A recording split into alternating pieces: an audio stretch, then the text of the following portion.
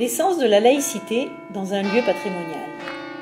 L'église Centrafeu s'impose comme l'illustration majeure de l'architecture chrétienne et médiévale dans l'espace provençal.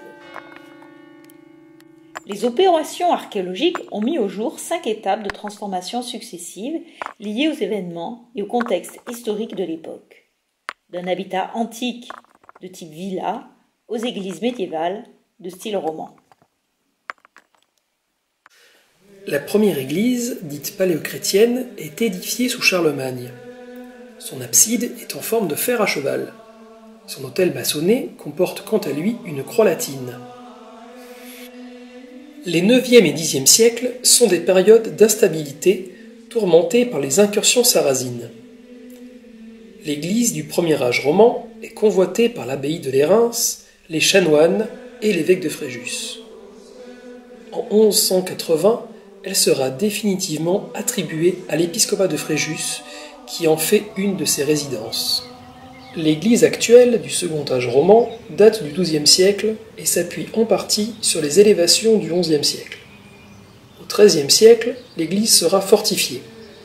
La tour et les murs d'enceinte seront avant tout l'expression du pouvoir temporel exercé par l'évêque de Fréjus.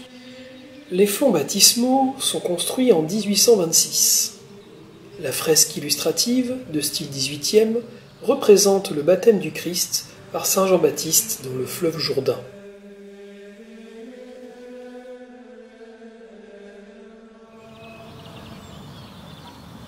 La loi de 1905 d'Aristide Briand invente la laïcité à la française en proclamant la liberté de conscience, en posant le principe de séparation des églises et de l'État et en garantissant le libre exercice des cultes.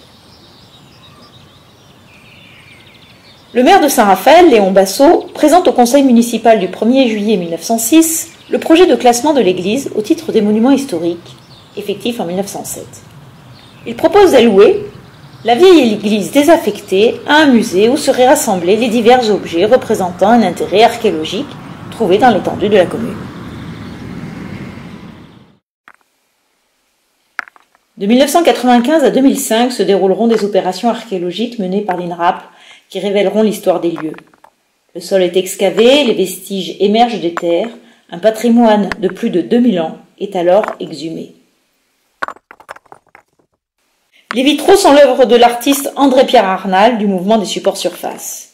Cette réalisation de 2008 finalise la restauration de l'église. La réalisation technique a été confiée à l'atelier Duchemin, maître verrier à Paris. Désormais, l'église Centrafeu est rattachée au musée archéologique comme lieu d'exposition temporaire en lien avec le patrimoine historique et archéologique de la ville. Les expositions sur les épaves antiques de la commune ont été régulièrement réalisées suite aux nombreuses fouilles et découvertes récentes dans ce domaine.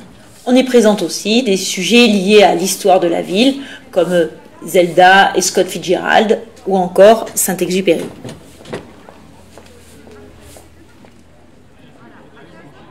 L'église médiévale est une illustration locale de la loi sur la laïcité de 1905. Le musée archéologique postera régulièrement des vidéos sur le patrimoine archéologique et historique de la ville.